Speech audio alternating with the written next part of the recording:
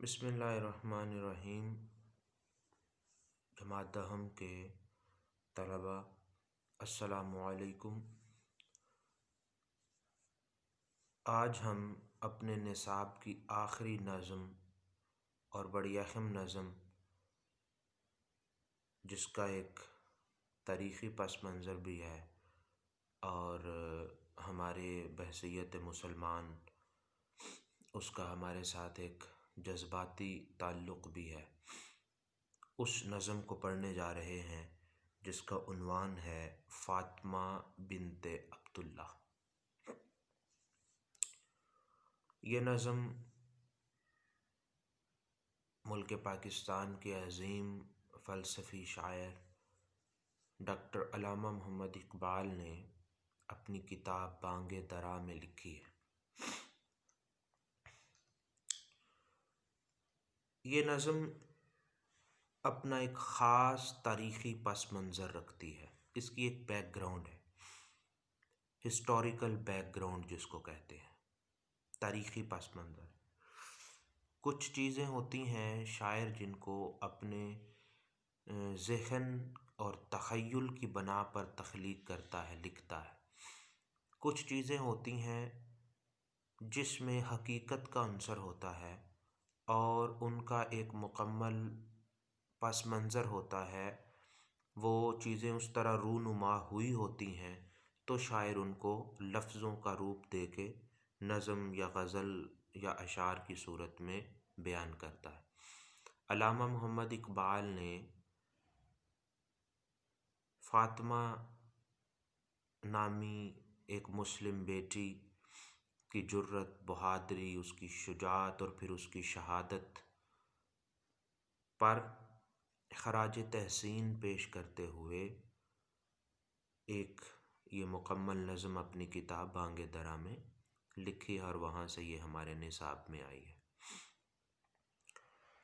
اب یہ جس جنگ میں فاطمہ کی شہادت ہوئی، یہ جنگ ہے جنگ عظیم اول سے پہلے، ورلڈ وار فرسٹ سے پہلے 2-3 سال پہلے کی یہ لڑائی کا ذکر ہے، اور یہ لڑائی تھی لیبیا کا علاقہ ہے طرابلس۔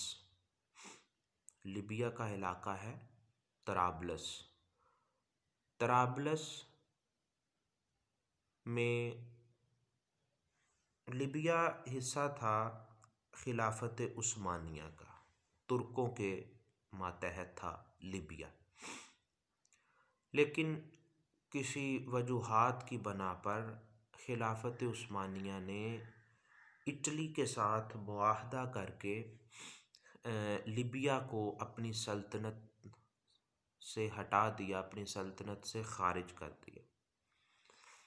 اب اٹلی کی جو فوج تھی وہ غیر مسلم تھے، وہ مسلمانوں پہ ظلم کرتے تھے، اپنا تسلط قائم کرتے تھے، تو خلافت عثمانیہ نے جب ان کو اپنی سلطنت سے خارج کیا ہے تو اٹلی فوجیں لیبیا اور لیبیا کے دوسرے علاقوں میں داخل ہونا شروع ہوئی ہیں۔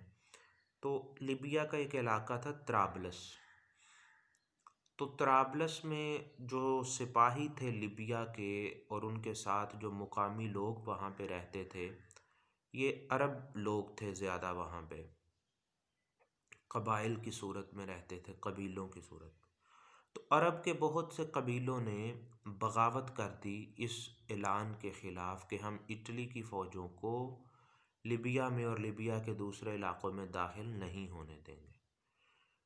تو عرب کا ایک قبیلہ تھا، اس قبیلے سے فاطمہ اور فاطمہ کے والدین کا، آباء و اجداد کا تعلق تھا۔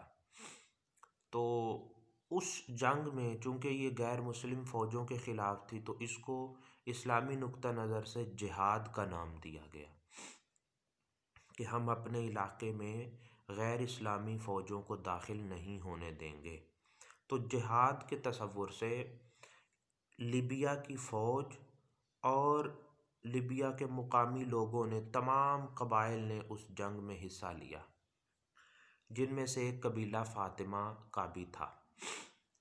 تو مختلف لوگوں نے جب اس جنگ میں حصہ لیا تو مختلف لوگ مختلف کام سر انجام دے رہے تھے، کوئی جنگ لڑ رہا تھا، کوئی سپاہیوں کی مدد کر رہا تھا، کوئی اسلحے کی صفائی کرتا تھا، کوئی کچھ، اس طرح مختلف ذمہ داریاں جنگ کے لیے اپنی اپنا کردار ادا کرتے تھے، یعنی کہ ایک پورے کا پورا معاشرہ، پورے کی پوری تنظیم تھی جو جنگ میں حصہ لے رہی تھی۔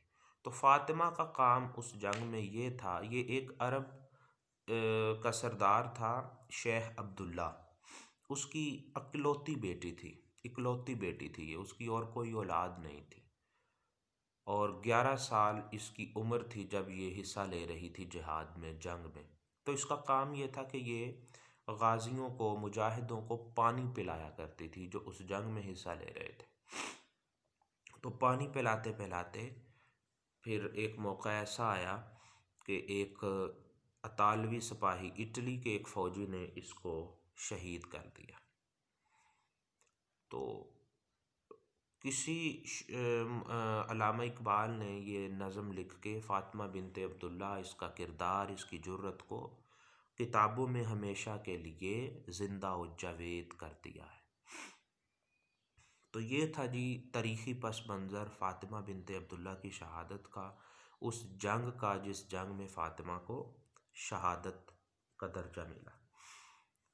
تو یہ اس کا تاریخی پس منظر تھا، آپ کی دلچسپی کے لیے میں نے بتا دیا۔ اب ہم اپنی نظم کی طرف آتے ہیں۔